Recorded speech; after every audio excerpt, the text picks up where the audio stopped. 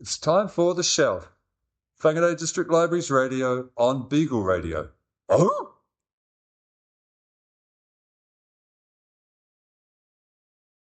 Tēnā koutou katoa, no mai whakaronga mai ki The Shelf, he pūnua paho mai I ngā whare puka I Whangarei I Beagle Radio 88.1 FM. I pāhere koutou I ngā hōtaka me o hotu I ngā whare puka I YouTube.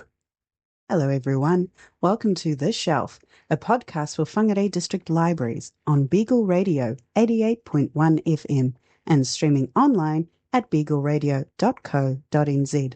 To catch up on all the episodes you may have missed, subscribe to the Whangarei District Libraries YouTube channel. Kia ora, everyone. Kia ora. I'm Melani And I'm Andy. And what do we do at the library? I don't know. According to a lot of people, all we librarians do is sit around and read books. Definitely not true, but I would love that. That would be a dream. Yeah. So read books, watch movies, do all the puzzles, all of them, all the jigsaw puzzles we've got, and yeah, sit at the cafe reading the magazines. That'd be cool too. It would, but it isn't. So instead, we do things like this. Yeah. Here at The Shelf, we are librarians at Whangarei Central Library, and we like to sit down every 2 weeks here at 116 on Beagle Radio, and we discuss community, we discuss literature, reading trends, and even pop culture if it's relevant to our job. And we'll be talking about a bit of pop culture later, some epic pop culture. But let's start with what we have been reading. The last time I was on this show, I talked about a fantasy novel I was reading, so I'm just updating you. I finished the book a long time ago. The book is called Sword in the Storm by David Gemmell. It was a fantastic fantasy adventure epic. Speaking of epics, epic. I think it could make a great movie, Sword in the Storm, or a terrible movie. This would be an interesting read for anyone who likes sword fighting. Woo. I know Melani here does, or ancient history, in which I love. The book cover was very off-putting at first. I talked to LJ about it as well. But I learned that it's a simple lesson. You cannot judge a book by its cover. Nevertheless, the misleading cover shows a fella in short shorts wielding a sword, a description that sounds a lot like a newspaper heading that says, Florida man in a onesie goes on a rampage with a sword. Unquote. Still, read this book, Sword in the Storm. Oh, go on and read it, and ignore the cover as best you can. What a recommendation. I have one more recommendation, also epic, also history. It's Margrete, is that how you say it? Margrete, Queen of the North. It is a Danish movie about Queen Margrete I of Denmark, but she was also the queen of Denmark, Sweden, and Norway when they were a united kingdom. Not a united kingdom. They were wrong country. They were a united people. Yeah. And it is a fascinating movie. It is a biographical story, but it doesn't cover her whole life. Just one very interesting episode in it. And it amounts to a fascinating 2-hour movie that I had never heard of. So please watch Margrete, Queen of the North, from our DVD collection. Ooh, exciting. I have been reading, also going back in history, The Wolf and His King by Finn Longman, which is a retelling of the Marie de France, Britain's play, Bisclave, which is a 12th century sort of story about werewolves, or well, one werewolf in particular, Bisclave. And so it goes, he's a very beloved baron of Brittany. And so Marie says that she's written the lay in the original Breton language, but in this retelling, it's conveniently in English for us, and it follows his story as he's a werewolf who has to deal with trying to both live at court as well as having his wife who doesn't know his secret until plots happens and things get revealed, and then how that his story goes along there. So it's really follows the same plot. If you've read the original or have heard about it, it's the same, very similar plot, but the vibes are like so great, like the medieval like retelling of like how different tapestries were done, how the court works, and how the clothes and special attention. So it feels very, very atmospheric. The vibes are just real great in this historical sort of retelling of it. So yeah, I would recommend that one to you. Okay, we've got a medieval theme because I forgot to say Margrete, Queen of the North, takes place in the 14th century. We should do a medieval episode. I love that history. I think I could even find some music from that era, or close to it anyway. Yeah. We should. I'm not going to complain because it's a fascinating time in history, and we have lots of books about it. Oh yeah, in the nonfiction and the fiction section, and I think that is a very fascinating time in history. I'm glad I do not live at that time, but I'm happy to talk about it. Yeah.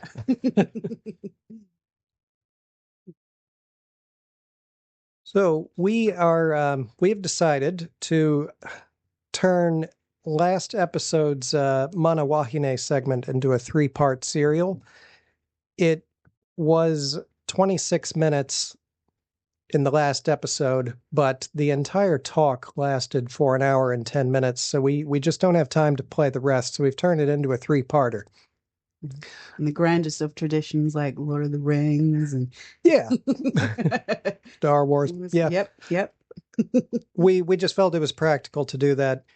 So let's segue over to the next part, which we carry on with the Mana Wahine talk by Sergeant Elyse Lewis. What can we say about her? She is We learned about how she was inspired to work with animals, work with dogs in particular, by seeing like a police dog handler and their dog jumping the fence across her backyard, and she being open to the possibility of like, hey, you can do that as a job. And then the immense struggle she had to facing against a lot of pushback for being a woman in the police force, especially if she wanted to be a dog handler. So we are going to continue this episode hearing some more of her story. Okay, and here it is.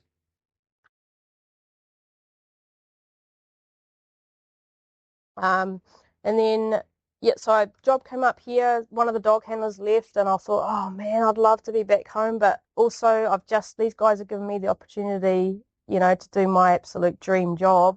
I would feel quite stink, like going, hey, thanks for the opportunity. I'll see you later. I'm going back home.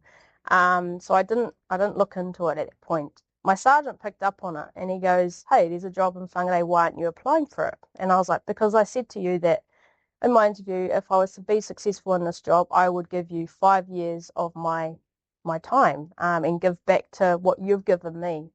And he's like, you don't owe this organization anything. You don't owe me anything. You don't owe anyone anything. You do what is best for you, and that is going back home to where your family is, your friends, where your home is. So he goes, if you don't put your application in, then I will. And I was like, okay.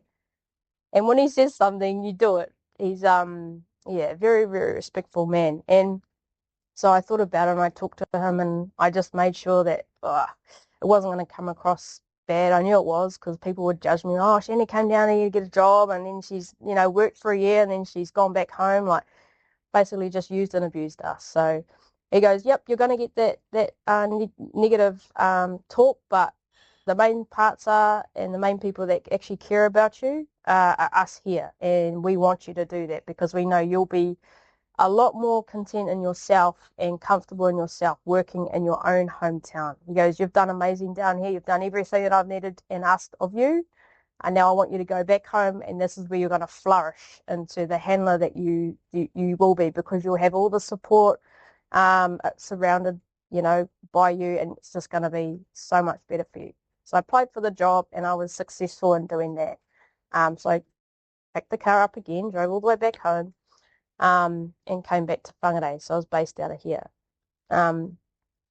So for me, I'm always looking for the next best thing, always setting goals for myself, always determined to not be stagnant, because I know I get bored. So I've always got to have little goals on the side, or looking ahead to working on things. So the next goal for me was, at this point, was there's an award that you get if, and it's the most successful operational dog handler in their first year of policing. And it's an award where, so it's kind of based on a few stats, but it's also how you hold yourself, how you perform, your whole being. So it's not just, I've caught this many people or we've done this many things. It's just the whole package. So I thought that'll be awesome. I really, really want to do that, and I'd love to get that award. So I think, in your first year of dog handling, I just went absolutely hard in terms of trying to get that award, for my own personal benefit, for nothing else, because I knew if I got that award, it would prove to me that you are good enough. Because I'm still thinking about all these things that people said to me about, you can't do it, you're too short, you're not strong enough, you're a female. So these are always in my head to this day. I still think like that because it was ingrained in me. So I had to, reach for the stars, basically, to prove to my own self that you are good enough. And so that was what my first goal was to just really work hard at doing. And if you get that, you're proving everyone else wrong. When I came back to Whangarei and I saw the same colleagues that said all that stuff to me, and they looked at me and they were like in absolute shock that I became a dog handler. They wanted to be my best mate all of a sudden. For me, I don't give you second chances. If you're going to say that to someone, I think that's pretty crap of you. Yeah, I understand that was the attitude back then, but we're humans. You just need to treat people a little bit better than that. So I will always remember those people that said those things. There were people that encouraged me, but there was also those people that they just looked up and down at me and went, bah. And I always remember that, and I always hold that to them.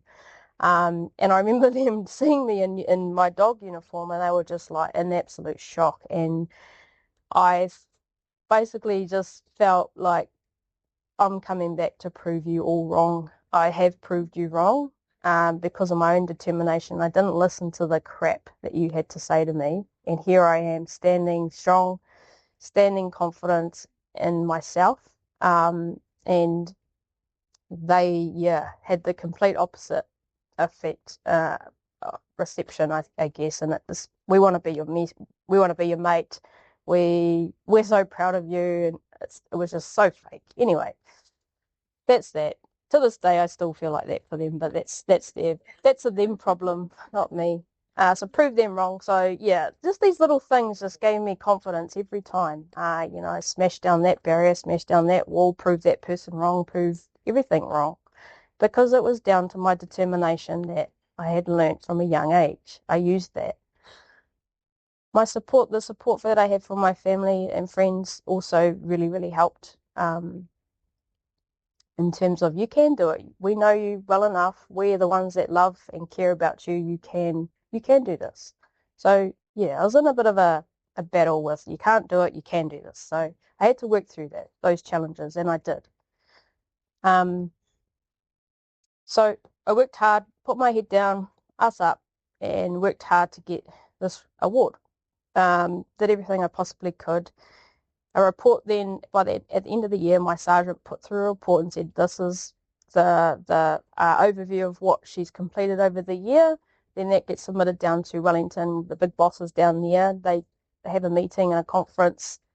Obviously, everyone in New Zealand, all the dog handlers in New Zealand on their first year, they all submit their reports. So we're talking about 20 reports that they would need to go through and decide who's deserved of this award. And the bosses rang my sergeant and they said, your dog handler's been successful in being awarded this award, so you can congratulate her and tell her that she's become successful out of 20 people. And so he came and told me, and he had the award, and he presented that to me. And when I got that award, it was a award ceremony at the police station, and my family and that were there. And yeah, I received that award, and I hate the whole presentation thing, but the actual holding that award just really meant so much to me inside, and my confidence just, my self-confidence just grew from that point on. And I thought, and I can do anything I set my mind to. You just need to block out all that negativity and the people that probably are jealous at what you're doing, because they probably haven't done the same thing when they had goals or, desires to do things in the police, and they got shut down, or they didn't, they just lost interest, and they're now seeing you do these things and smash your goals. You got to look at, people can be jealous at you for that, whereas for me, I'm happy for people that want to go and do stuff. So it was kind of hard to understand the mentality of some people, but yeah, I was very proud of myself to get that award. So from there on out, I was like, man, I'm going to do anything. I'm going to put my mind to the next goal, and what's that going to be? So the next, so we continued working, and Mist was amazing. She's my first police dog, absolute best mate. We come across some really, really tough times. We've come across people that have shot at us, chasing them in pitch black for 5 hours. We're up in Cape Reinga or 90 Mile Beach. We've had some really, really challenging times, and I don't know how many times I've just looked at my dog and thought, are you going to save me? Because I'll save you if you save me. But I found absolute love and care, and the bond that we have is just so tight. It's almost like we speak to each other, and we know exactly what each other's thinking and feeling. We feed off each other in jobs, and there's been times where she saved my life many times, and I'll always, hold that very close to my heart. So yeah, we came across some pretty hard times. So again, I learned and got a lot of experience and a lot out of those challenges, and I've applied them to the next goal that I had. So as a dog handler, you can specialize in the armed defenders squad. Those are the police officers that are dressed in black, and they go to firearms jobs that, it's up there where, someone's shot someone or has a gun, they're running around like an idiot. It's like the SWAT, but New Zealand version. It's called the Armed Defenders Squad, and as a dog handler, you're attached to that squad as a extra tactic, because they've got a range of tactics that they can use in situations like that. And there's also search and rescue dogs, and detector dogs, so drugs, firearms, all that kind of stuff. So there's things that you can kind of branch out of from your main job, which is catching criminals. So I thought the Armed Defenders Squad would be pretty cool. I don't really like running around with guns and all that kind of stuff. It's not for me. But the challenge for me was the mental strength that you need and require for that squad, because you come under, it's life or death when you're attending jobs like that. And to be able to withstand some of the pressure, the hard pressure in making some of those decisions. It could be you might have to shoot somebody. You might have to save somebody. You might have to, you're under these high stress pressures. And for me, being a little adrenaline junkie, I thought that was amazing. To some people that run 1,000 miles, I mean, some of my friends are like, well, I don't know how you do this. And I'm like, I don't know how you're a teacher. I don't know how you work with kids. Like, I couldn't do that. Like, it was just me.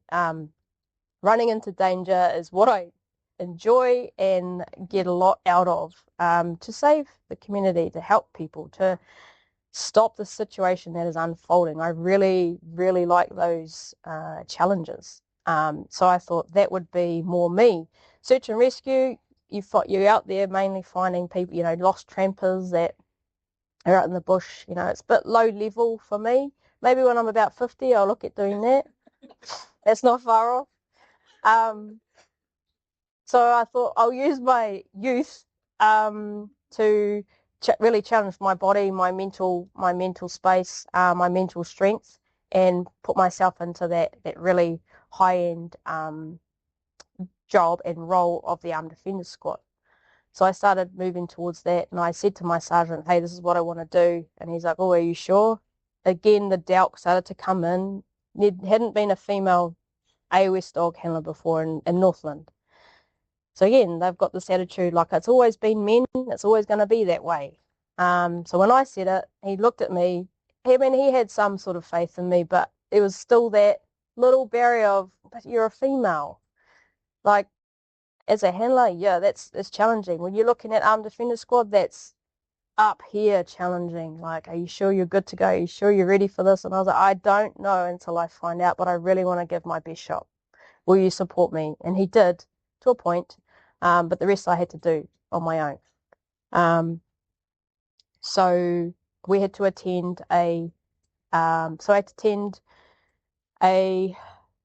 so 3 courses as me on my own, and then there was a separate dog course that she had to attend to have her abilities tested and challenged to see if she could withstand the worst of the worst out there.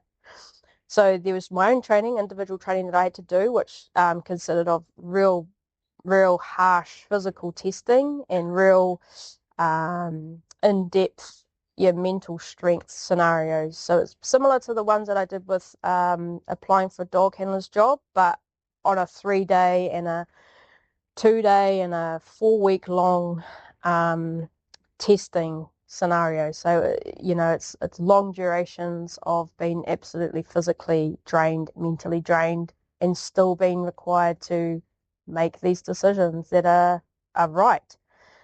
So the first test was here in Whangarei, and it was run by the Armed Defenders Squad, and they put you through 1 day of physical beasting, scenario training, firearms skills and drills, how to move through buildings to safely clear them and look for people, and that was tough. We had to, I think it was a 20 litre jerry can, and we had to just fill up, basically just hold on the top of our shoulder, walk up and down Pariaka a few times, and then out to Onerahi and then back. So you'd go for 22 Ks like this. You'd be switching sides. And yeah, it started to prove to me that you are short. You are not as strong as these men, these big burly men that just basically pick it up like a handbag and just hit it over top, and they're just, trudging along. Their pace, because it was, I think 6 of us that were applying, so 6 applicants, I was one of 6, and they're like, right, grab your jerry can, you're going up Parihaka, follow this person, don't stop until we tell you to stop. So I'm like in the middle of the stack or middle of the team, and first 2 guys, pick these things up and they start walking. I'd done a little bit of training, but I thought I'd done enough, but it soon found out that I didn't. You start walking, I pick mine up, and I'm like, oh yes, off we go. And their pace was like my run. So I had to jog the whole time, and those guys were just stepping it out because they were tall, they were, well competent. So I was like doing a little bit of a jog, so I'm using a lot more energy, and my physical stamina was a lot going to be, drained a lot more than what these guys were. So, oh my God, it was one of the hardest days of my life. So up and down Pariaka, all your neck, your back, everything's all getting strained, and all your muscles are all tense and pulled, and your arms are sore, your leg, everything's hurting. You're in absolute hell at this point. And because I was jogging, had to try and keep up, I was just like, why do I have to jog? And these guys, don't. They just make it look so easy. And I started to get in my own head, and I started to, talk myself out of it. You can't do it. Maybe all those people are right. And it all started to sort of crumble in my head. And then I think we got a break halfway, and one of the guys just gave me a slap on the back and was like, come on, mate, you've got this. Don't even think about the fact that you're a female and I'm a male. You're a person here completing this assessment just like the rest of us. We've got you. And that little bit of a pep talk just got rid of all that negativity and all that noise in the back of my head that you can't and this. And it just gave me that extra little bit of strength. And I'll never forget that. And he goes, come on, pick it up, let's go. Up we go, and here we are. I'm just keeping up with them because my headspace is now good. It's positive. It's been supported. And I completed the day. That was the hardest task. And I physically completed the day, but I didn't pass because I didn't meet the times required because I fell back so far from the team. I completed it, but my times and my fitness just was not quite there. So I completed the day, but it was a not pass. And I was like absolutely distraught. I was like, what? I have to go through this all over again. So again, I'm back to I trained my maths. I had to go back and pick that jerry can up, and I'd be training up and down Pariaka after night shifts. So I'd do a whole night shift, pick up my jerry can, and I'd start walking from the police station up and down Parihaka. Absolutely so tired, but I'm like, this is the level that you need to be at. You need to be absolutely stuffed before you start so that your fitness and your mental strength can build and get stronger from here. It was the hardest thing I've ever put myself through, hands down.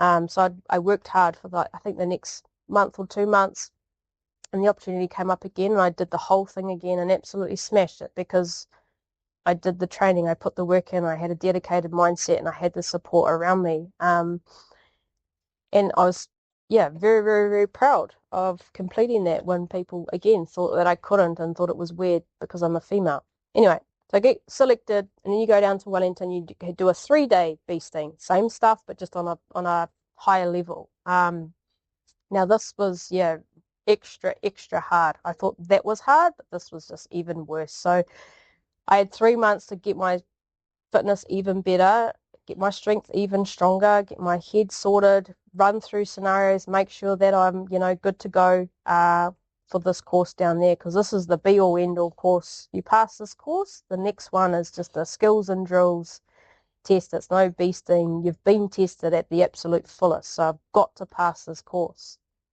So I was the smallest one there. There's 22 of us. I was the shortest person there. I think I was only one of 2 females that were there. The rest were all men. So went through, did my 3 days. So you're sleep deprived, so you only get 2 hours of sleep a night. Then you're up, you're straight into like a cold water plunge, or then you're getting dressed. You get ridiculous timings, right? Run basically 600 meters in 1 minute, and you've got to be changed, and all your stuff has to be packed, and you're back here, and if you're not, you're getting press up. So they just set these ridiculous timings that you can't make to make sure that they're physically draining you. So they'd be setting you things like that. So you'd be doing press ups every second of the day, burpees, just absolutely everything to drain you.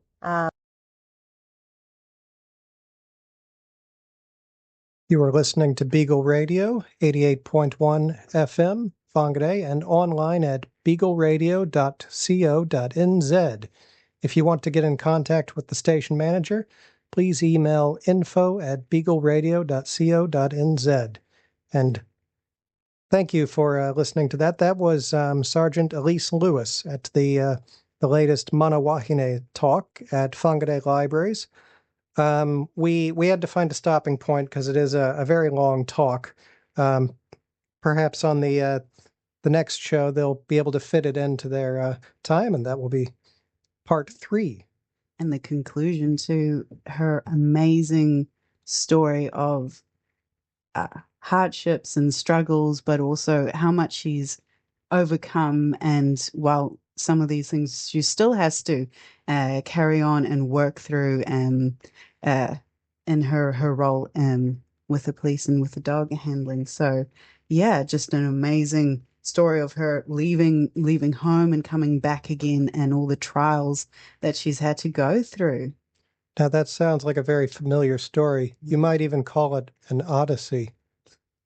Yes, an Odyssey of trials, yes. So that Speaking of people who overcame tremendous odds, it's been a very long time since we've done this segment, Roasting the Classics. In this segment, we read 1-star reviews of famous works of literature. And today we chose a very topical and epic title. It is one of the oldest, most well-known works of literature, an epic poem from ancient Greece. And that epic poem is the Odyssey. So, the Odyssey would have been first composed during the Greek Dark Age. And, sorry, I hear background noise. Yeah. The dark. It would have been composed during the Greek Dark Age, and it speaks of a much older era. It is actually talking about how they would have viewed ancient history. So the story would have taken place in about 1000 BC. And my source for that is school 20 years ago. Yeah, well, that sounds about right. Also thinking of a couple of years ago since I last, I guess, studied or read the Odyssey. And we have all heard on social media these insufferable reviews about Christopher Nolan's movie, The Odyssey. And even though those reviews were written a long time before the movie's release, which I think is a very key thing to know. Didn't even give it a chance. No, they didn't like it from the beginning. And frankly, there is no controversy. Melani and I saw it last night and loved it. Yeah, it did. I thought it was really great. Yeah, I was worried about having too many famous actors in a movie and that taking me out of it. But no, I was really into it. I was on the edge of my seat. It's an exciting story. It's an intense one, too. Mm-hmm. And I felt it was as true to the text as I can remember. Speaking of the text, let's go to the source material, the actual book or epic poem. I want to read a summary of the Odyssey from a 1-star review on Goodreads. What a dumb story. This is the quote. What a dumb story. Odysseus has been trying to get home for the last 20 years unsuccessfully. He gets some help from the many Greek gods and returns home. However, back on the ranch, his wife, who mourns him and worries he is dead, is fighting off a slew of dudes who are eating and drinking her out of house and home while waiting to claim her as their new wife. I'd like a mythological bachelorette, except the woman doesn't want any of them, but they won't leave. Yeah, that sounds like just the worst nightmare. I read that incorrectly. It says, it's like a mythological bachelorette. Yes. Yeah. I mean, it gets lots of the points right there. But, yeah, it was... So some of these reviews we're going to read they're quite short. I'm seeing a common theme with the ones that I didn't choose to read out loud, and that's that people had to read it in school and are still bitter about it. Even though I'm sure they're fine. Yeah. And so this next one starts with, boring. My farts are more entertaining than this overrated piece of turd. Wow. Yeah. That's quite a bold statement, my friend. Don't remember anything about it besides the fact I hated it. Right. The battle scene was pretty epic. Some strange details thrown in there. Stabbed in the nipple. gruesome, but kind of funny. I like when people focus on the insignificant details, and that's all they have to say. Yeah, of the whole, of everything that's highlighted. Confusing and misogynistic. My friends and I all thought that, yes, it is a classic, but it is outdated and not a good influence for anyone. Outdated, yeah. Well, it is. 1,000. It is old. Yep. Yep. It's pretty old.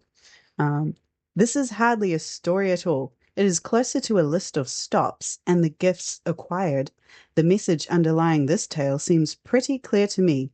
Your leaders are beautiful, manly, and witty, so why wouldn't you reward them with opulence, labor, and flattery? It is propaganda to the highest degree, meant to maintain the status quo. Okay. All right. I mean, that's a modern interpretation. Epic. But this is not the one with George Clooney in it. Yeah. Oh, brother, where art thou? I guess. Yeah. Yes.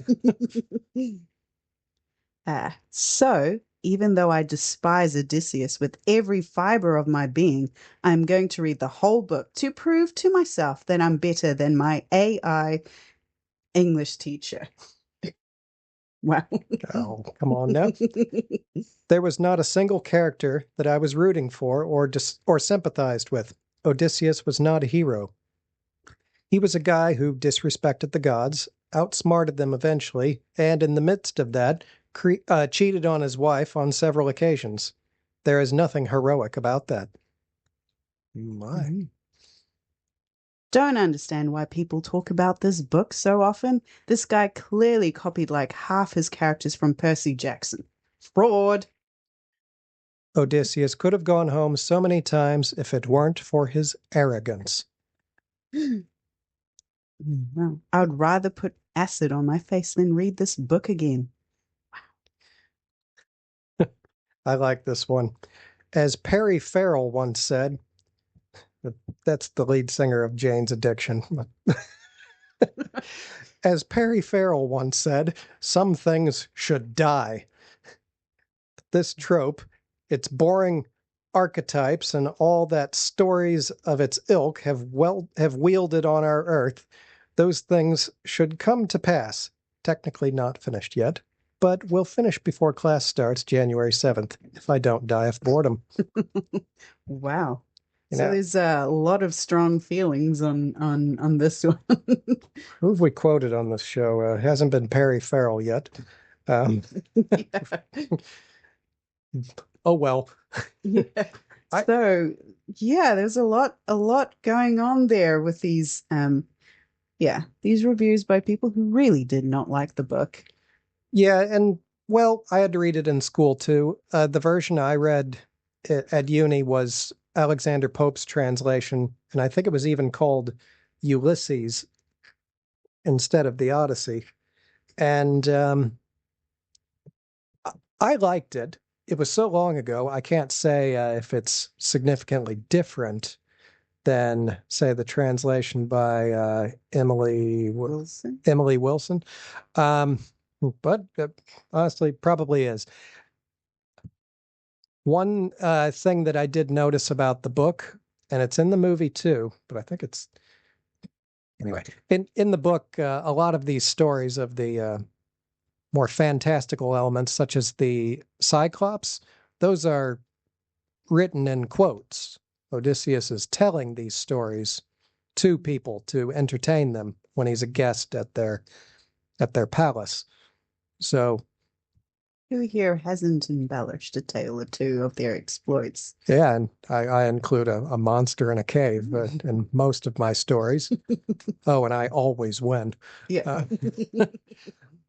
But I found the movie to be just gripping, and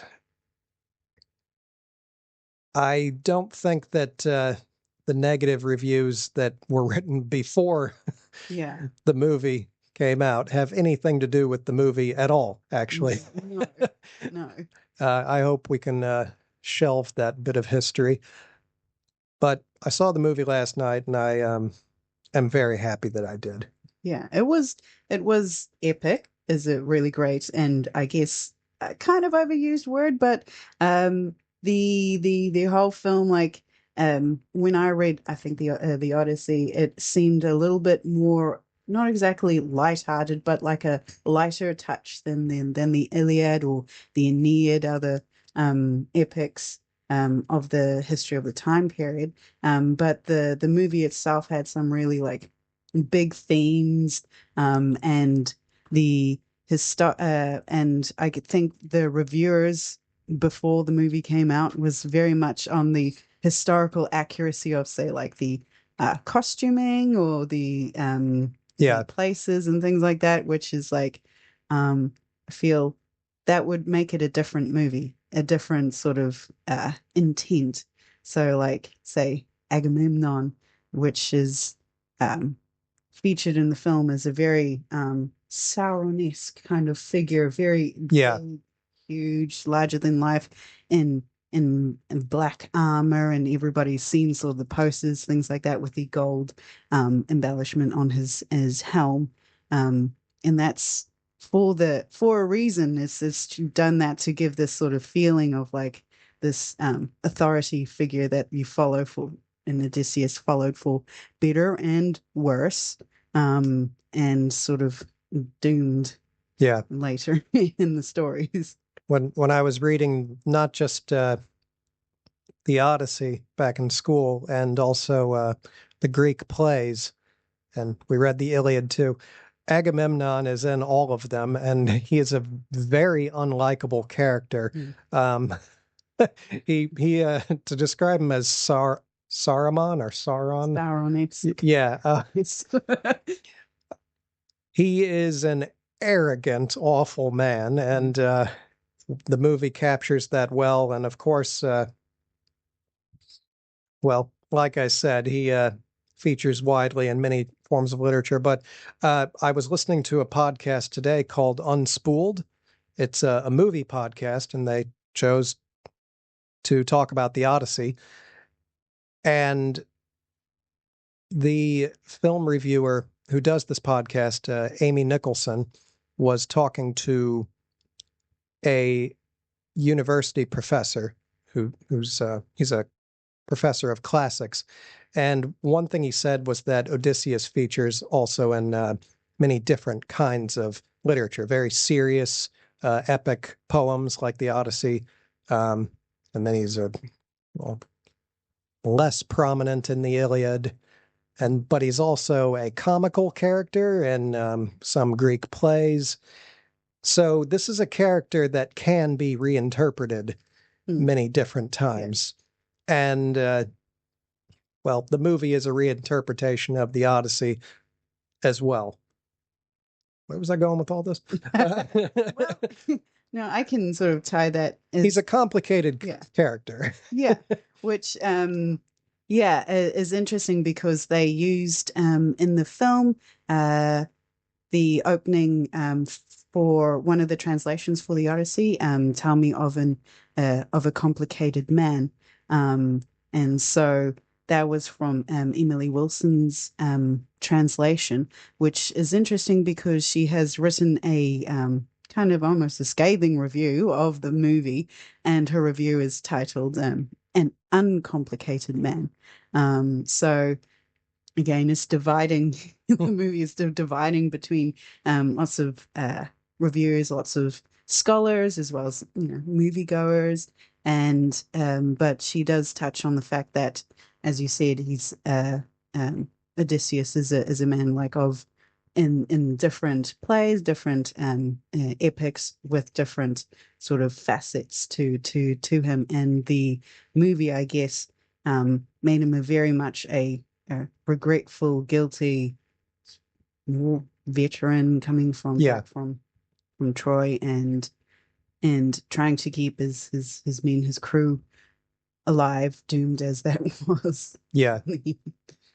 Yeah. Well, I was talking to a colleague of ours who's a big fan of the classics. Not really related to this article, but we concluded that sometimes in a Greek play, their portrayal of a historic figure or a mythical figure like Odysseus sometimes resembled a celebrity portrayal on South Park, just like the most exaggerated version of this person, sometimes even vulgar. South Park, it's definitely vulgar. Yep. But I actually I found him in the movie to be a very complicated man. I mean, he's there's that whole part where he's trying to regain his memory, and this is all in the in the epic too. But I related it to just a soldier after the war has a long journey home, and well, in the epic, the war is 10 years or so, and the journey home is equally long. Mm. And you could say the same for any veteran who's on their way home from war. They're still kind of living it, and they still bring the war home. Mm. And he's even trying to regain his memory, and he does lose his way quite literally, but mentally as well. Yeah. I actually didn't find him uncomplicated at all. I thought he was very human. That's in the movie. In the since we're talking about the book as well, I want to go back to what I said about how a lot of his stories, and I think it was a very long section of the Alexander Pope translation, he's telling the most fantastical tales of his journey, including the Cyclops, Circe, maybe Calypso as well. And the sirens are all in quotes. This is his story to other people, instead of being the narrator of the story itself. So I think that's just something to note. I think he is a storyteller himself, Odysseus. Yeah, stories within the story. Yeah. So that was sort of one of the notes about the film is that the presence of like the fantastical like gods weren't as like I guess as prevalent as say past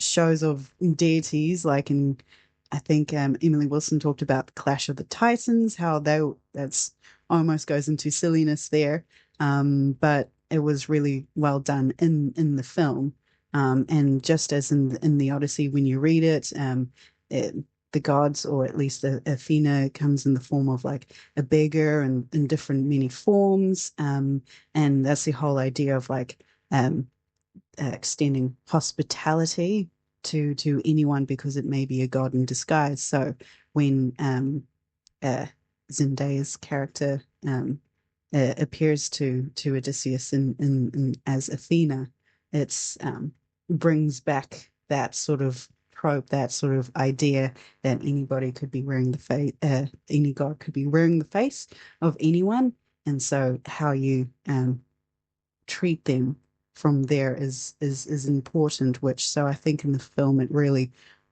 does place great importance on that. And I just did a little experiment to see how significant the Odyssey actually is in our literary world. So I did a title search in the catalog, in our library catalog, Odyssey, 144 results.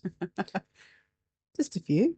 And many of these are just the titles of parts of series of books that appear to be, I'm judging books by their cover again. This looks like a fantasy novel. And then that's another fantasy, a science fiction. Science fiction definitely has stories about long journeys home. One is an Assassin's Creed book. Yes. And one is, speaking of reinterpretations, written by Stephen Fry. Right. Yes. And I want to read that because I love Stephen Fry. I've heard only good things about that so far. My sister loves Stephen Fry's The Odyssey. So that may also be something you guys can all check out and and listen to as well. She said there was a really great audiobook. Yeah. So don't just take our word for it. Read the different translations, read different people's interpretations, and you can also watch the movie. And see what you think. Just looking through some of these, we appear to have several versions in the classics section. We've got several e-resources with the title The Odyssey. That includes Stephen Fry. I see a Western called American Odyssey. And same in Westerns. There's often a very long journey with a lot of trials. A person fighting against all odds. The fact that any sort of journey that has many different trials, many positive and negative experiences, just a lot of learning and journeying, whether geographically or mentally, or sort of goes back to what Elyse was saying about her journey in the Mana Wahine talk. And so any sort of life journey can be an odyssey of good and bad and difficult experiences. So in terms of a very light reading on the Odyssey, that also translates to many other lived experiences and lives there. I forgot to name one of the more famous titles that includes Odyssey, and that is 2001: A Space Odyssey, which is a book by Arthur C. Clarke. Oh, and a really long movie. Just kidding. It's a good movie. Takes more patience than most people have. The one we saw last night, it moves along. Yeah. Although that's another one that has been referenced in many different media spaces as well, and cameoed. So the idea of the Odyssey and a long journey is something that really has been capturing humanity's attention for literally millennia. So, well, let's put it to a two-person vote. Shall we talk about upcoming events or play a little song related to the Odyssey first? Ooh, let's try the song. The song, okay. I'll fire it up. But fortunately, we get to watch an ad first, because the internet really is a beautiful ocean where getting past the ads is a story within the story. It's an odyssey of its own. Oh, and another ad. We've got another ad. These are the trials and tribulations of surfing the net. Here it is. And that was Tales of Brave Ulysses by Cream. Oh, the 1960s, when you could take a little odyssey in your own head. Yes. Or a great big one. Wow. So what's coming up? Coming up, we've got a heritage talk on the 30th of July. So Thursday, 30th of July, 11 till 12. The heritage talk, True Tales of the Tutukaka Coast. So that's Margot Irvine will be one of the team who created the stories, gathered the stories for the book. Will share anecdotes of the book, and that will be in the in the Manaya room at Te Iwitahi, next to the Central Library. And also we've got our genealogist groups that meets every first Saturday of the month in the Maybain room at the Central Library. And so you can come along and see if your family has had an odyssey and traveled around the world to get to New Zealand and back again. And so that's the genealogists on the first Saturday of every month in the Maybain room from 10 o'clock. And on the 3rd of August, we have the Afternoon Book Club, which meets on the first Monday of each month. That will also be in the Maybain room. And then we have Raranga Tonu, Carry On Weaving. a hui for flax weavers that meets weekly on Tuesdays. The next one will be on 4th of August, next Tuesday. And they're meeting in Te Puawananga, the Maori room.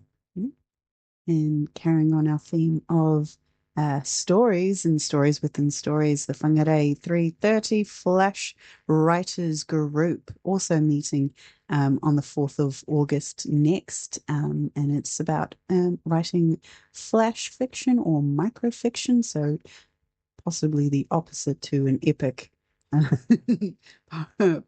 poem, but still just as captivating.